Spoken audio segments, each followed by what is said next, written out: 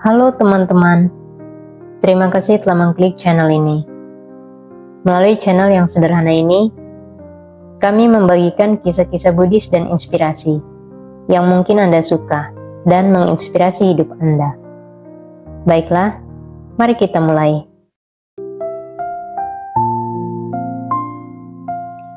Kisah biku yang memiliki banyak.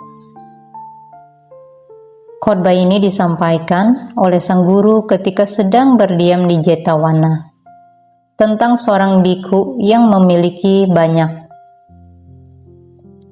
Kisah ini bermula setelah istri seorang perumah tangga di Savatthi meninggal dunia. Perumah tangga tersebut meninggalkan keduniawian menjadi seorang biku.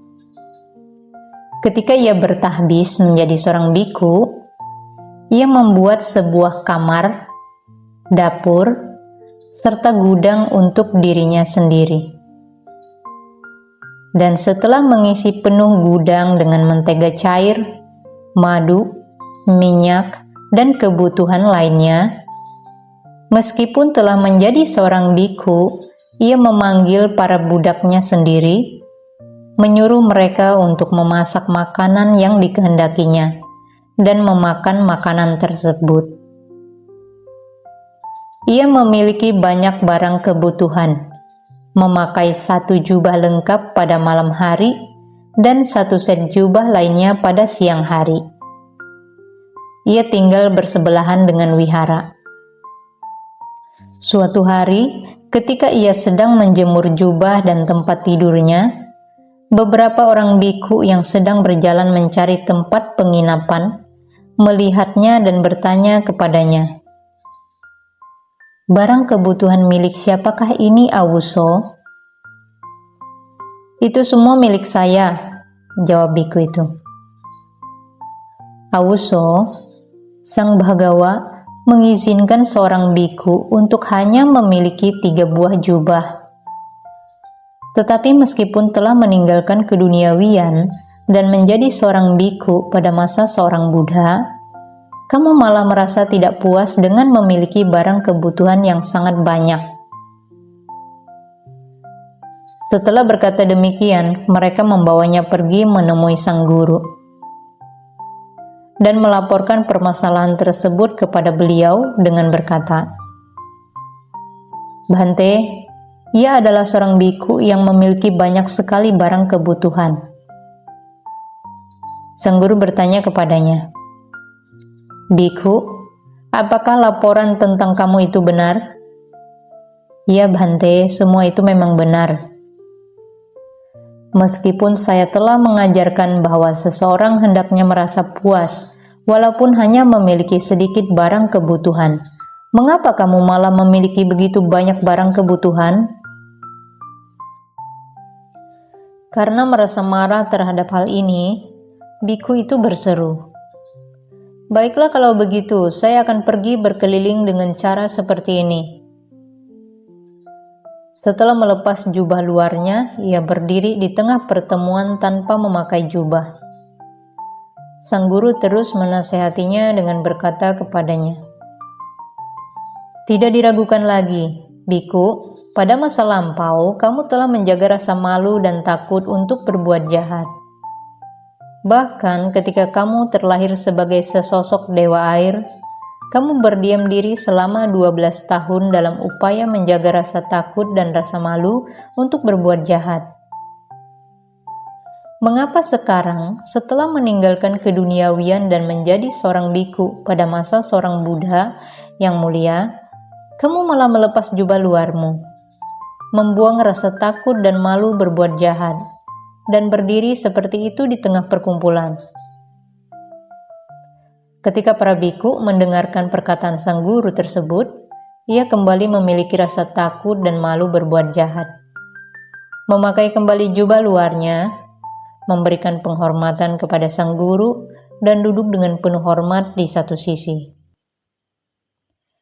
Para biku meminta kepada sang guru untuk menjelaskan permasalahan tersebut, dan atas permintaan mereka, sang Bhagawa menceritakan kisah berikut secara mendetail. Kisah masa lampau. Pangeran Mahingsasa, Pangeran Canda, dan Pangeran Surya. Kisah ini bermula pada dahulu kala Bodhisatta terlahir dalam rahim istri Raja Benares. Pada hari pemberian namanya, mereka memberinya nama Mahingsasa. Setelah itu, ia memiliki seorang adik lelaki bernama Canda. Ibunya meninggal dan raja membawanya untuk dirawat oleh istri raja lainnya. Ketika istri raja tersebut melahirkan seorang pangeran, mereka memberinya nama Surya. Tatkala raja melihat putranya, ia merasa sangat bahagia dan berkata kepada istrinya, "Saya akan memberikan sebuah hadiah untuk putramu." Istri raja menjawab, "Saya akan memilihnya pada waktu yang saya inginkan." Ketika putranya telah tumbuh dewasa, ia berkata kepada raja, "Paduka, ketika putra saya lahir, Anda memberinya sebuah hadiah. Berikanlah kerajaan kepada putra saya." Namun raja ini menolak untuk melakukannya dengan berkata, "Kedua putra saya berjalan dengan penuh kegemilangan bagaikan bara api. Saya tidak mungkin menyerahkan kerajaan kepada putramu." Meskipun raja menolaknya, ratu tersebut berulang kali memintanya. Raja mencermati hal ini, berpikir dalam dirinya, "Ia pasti akan melakukan sesuatu yang melukai kedua putra saya." Maka ia memanggil kedua putranya dan berkata kepada mereka, "Putra-putraku tercinta, ketika Surya lahir, saya memberinya sebuah hadiah. Ratu telah meminta saya untuk menyerahkan kerajaan kepada Surya. Kini saya tidak ingin memberikan kerajaan kepadanya, dan oleh karena itu, saya khawatir ibunya akan melakukan sesuatu yang melukai kalian berdua. Kalian pergilah tinggal di hutan, dan ketika saya wafat, kalian kembalilah untuk mengambil alih kerajaan." Setelah berkata demikian, raja mengirim kedua putranya pergi ke hutan. Kedua anak lelaki tersebut membungkukkan badan kepada ayah mereka, turun dari serambi istana. Ketika mereka melewati halaman istana, Pangeran Surya yang sedang bermain di sana melihat mereka. Setelah mengetahui kejadian sebenarnya, ia pergi bersama mereka. Ketika mereka telah tiba di pegunungan Himalaya, Bodhisatta melewati jalan terjal dan duduk di bawah sebuah pohon. Berkata kepada Pangeran Surya, "Saudara tercinta, pergilah ke sebuah danau, mandilah di sana, minum juga air dari sana dan saringkan air untuk kami dari dedaunan teratai." Pada saat itu, danau tersebut telah diserahkan kepada sesosok dewa air oleh Wesawana, dan Wesawana berkata kepadanya, "Kamu boleh melahap semua orang yang turun ke dalam danau ini, kecuali mereka yang mengetahui sifat kedewaan." Sejak saat itu, dewa pohon tersebut bertanya kepada semua orang yang turun ke dalam danau itu, apakah mereka semua mengetahui tentang sifat kedewaan, dan mereka yang tidak mengetahuinya akan dilahap olehnya. Tanpa berpikir akan terjadi masalah, Pangeran Surya turun ke dalam danau itu. Dewa air bertanya kepadanya, "Apakah kamu mengetahui tentang sifat kedewaan yang sebenarnya?" Ia menjawab, "Bulan dan matahari adalah sifat kedewaan yang sesungguhnya." Dewa air berkata, "Kamu tidak mengetahui tentang sifat kedewaan yang sebenarnya." Dewa air langsung menariknya ke dasar danau dan mengurungnya di tempat tinggalnya. Bodhisatta mencermati bahwa Pangeran Surya telah pergi terlalu lama, menyuruh Pangeran Canda untuk pergi melihatnya. Dewa air bertanya kepada Pangeran Canda apakah ia mengetahui tentang sifat kedewaan yang sesungguhnya. Pangeran Canda menjawab, 4 arah mata angin adalah sifat kedewaan yang sesungguhnya."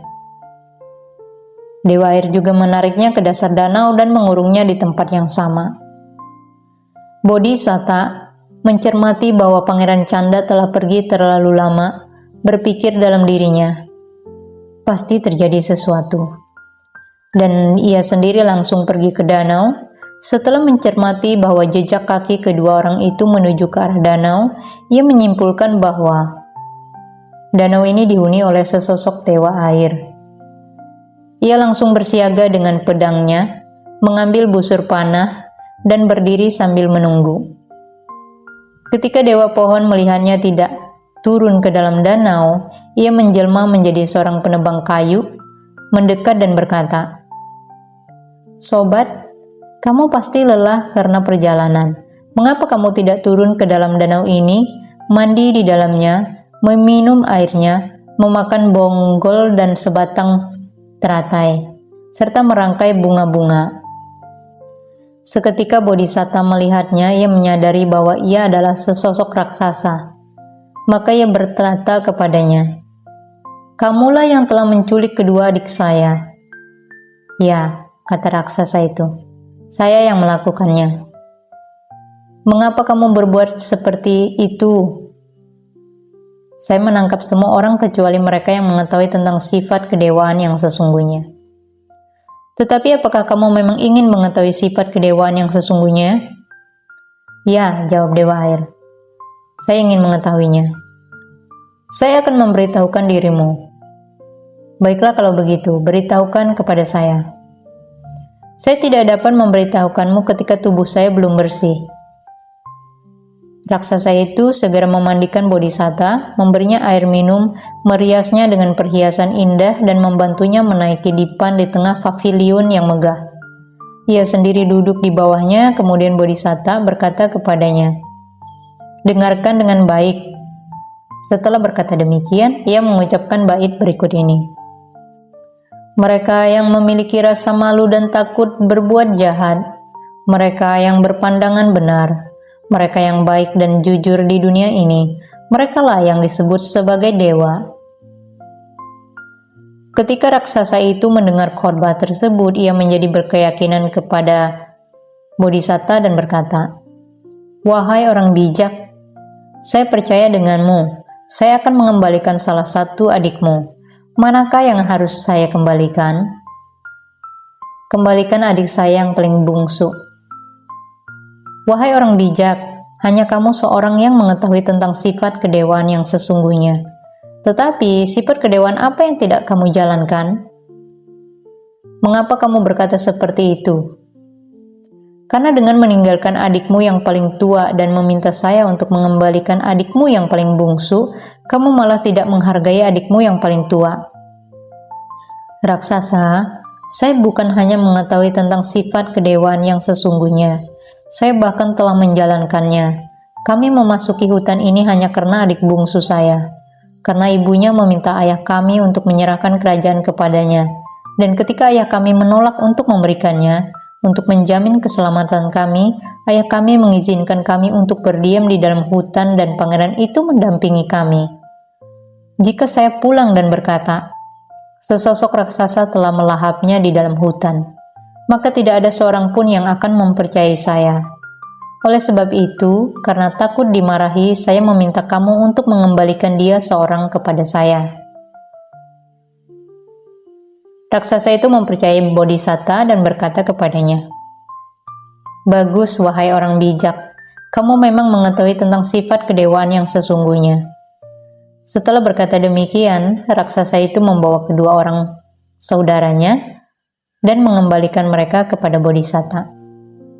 Kemudian Bodhisatta menyampaikan khotbah untuknya tentang penderitaan terlahir sebagai sesosok raksasa dan membuatnya melaksanakan 5 sila. Bodhisatta kembali berdiam di hutan itu dan raksasa tersebut menyediakan perlindungan yang baik untuknya. Ketika ayahnya yang merupakan seorang raja telah meninggal, ia pulang ke Benares bersama raksasa itu, mengambil alih kerajaan dan mengangkat Pangeran Canda sebagai Raja Muda, serta Pangeran Surya sebagai Panglima pasukan kerajaan. Selain itu, ia membangun sebuah tempat tinggal untuk raksasa tersebut di tempat yang menyenangkan, dan raksasa itu menerima pemberian hadiah dan derma yang berlimpah. Tatkala sang guru telah selesai menyampaikan khotbah tersebut, beliau mempertautkan kisah kelahiran lampau sebagai berikut. Pada masa itu, raksasa adalah biku mewah itu. Pangeran Surya adalah Ananda, Pangeran Canda adalah Sariputta, dan Pangeran Mahing Sahasa adalah saya sendiri. Setelah menceritakan kisah masa lampau, sang guru berkata, "Demikianlah biku, pada masa lampau kamu berusaha mencari sesuatu yang bersifat kedewaan, dan langkahmu bagaikan seseorang yang memiliki rasa takut dan malu berbuat jahat. Tetapi kini kamu melakukan sesuatu yang tidak pantas. Ketika kamu berdiri di tengah perkumpulan seperti ini dan berkata, 'Saya menginginkan sedikit.' Seorang biku tidak disebut sebagai seorang biku hanya karena ia melemparkan jubah di sekelilingnya." Setelah berkata demikian, beliau mempertautkan kejadian tersebut dan menyampaikan uraian dhamma, lalu beliau pun mengucapkan bait berikut ini. "Bukan dengan cara telanjang, rambut dikuncir, badan berlumpur, berpuasa, berbaring di tanah, bukan dengan berlumuran debu, duduk di atas tumit, seseorang yang belum berkeyakinan dapat mensucikan dirinya sendiri."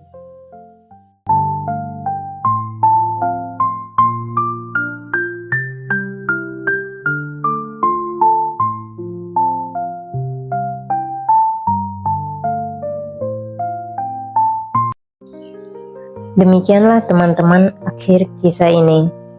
Semoga kisah ini memberikan inspirasi bagi Anda. Selamat menjalani hari ini, tetaplah kuat. Mari kita merawat kesehatan tubuh dan batin kita masing-masing, demi diri kita sendiri dan semesta. Apabila Anda menyukai konten ini, silakan subscribe channel ini, klik suka, bagikan ke teman-teman dan keluarga Anda, sehingga mereka juga memperoleh manfaat yang sama seperti Anda. Serta tinggalkan komen Anda di kolom komentar. Terima kasih telah menonton dan mendengarkan hingga akhir, dan sampai jumpa di kisah berikutnya.